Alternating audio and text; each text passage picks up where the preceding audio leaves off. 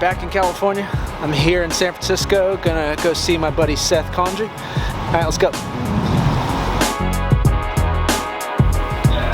Ah, this guy.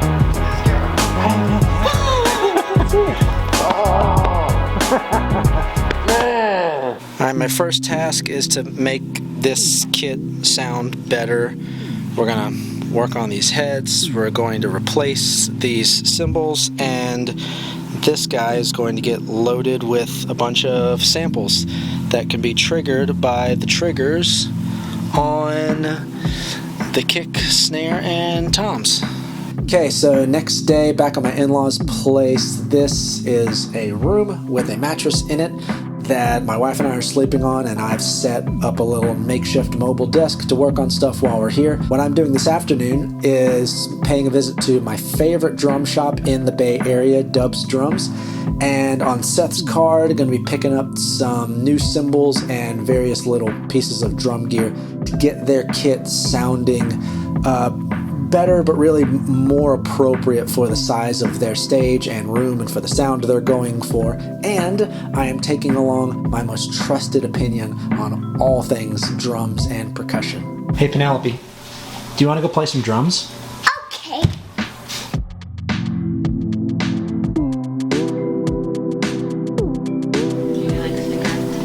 Hey there. Hi.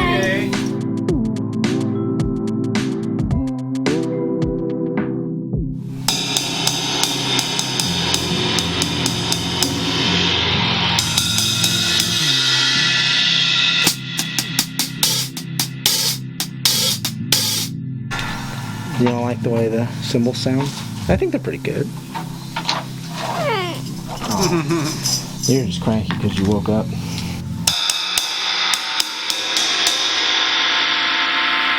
Sadly, I think we're going to skip out on this one today.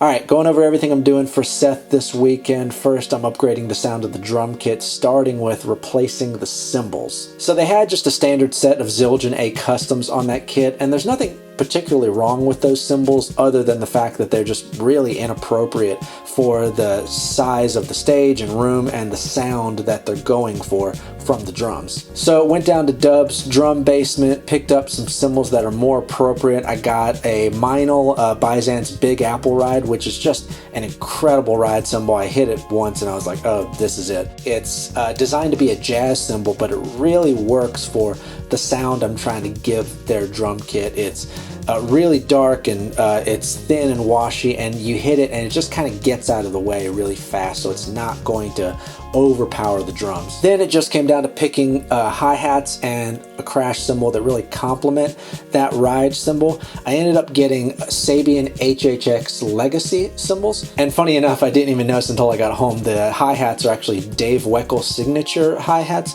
If you're into jazz or jazz fusion, you've heard of Dave Weckl. I'm the son of a jazz musician, so it's funny, I've listened to a ton of his drumming in my dad's car as a kid. And the other thing I'm doing for them is I'm setting up a new SPDX drum pad for them. They've been borrowing one from one of their drummers, but they invested in their own just to kind of have as a house pad. And they're doing something really cool that I'm seeing a lot more in churches nowadays. They have triggers on the kick, the snare, and both toms.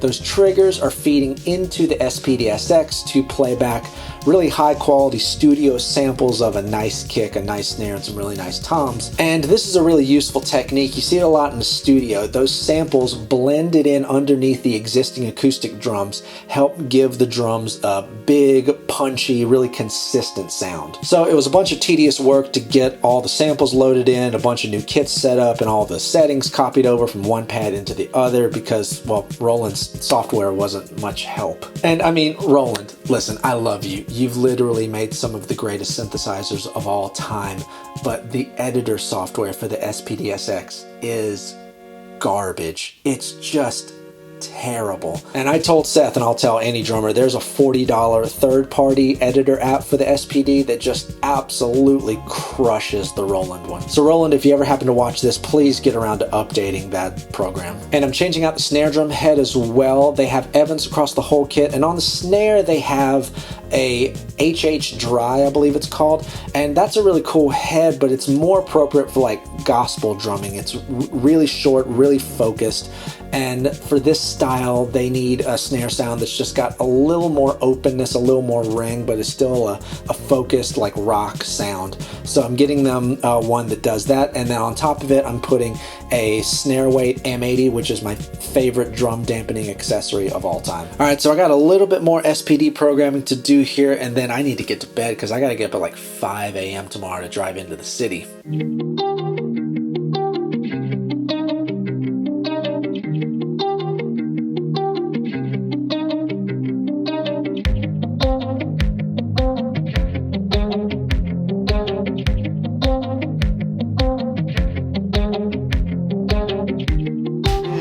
Made it. I'm here and I'm locked out. We did it, y'all. Somebody came and unlocked the door, and now we gotta load a bunch of stuff in, like cymbals. So first things first, these are gone.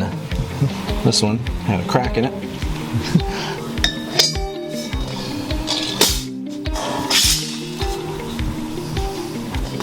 Particularly excited about. All right. Who wants to see how fast I can change a drum head? Success. New head on in, what was it, like 4.5 minutes? Let's just say it was.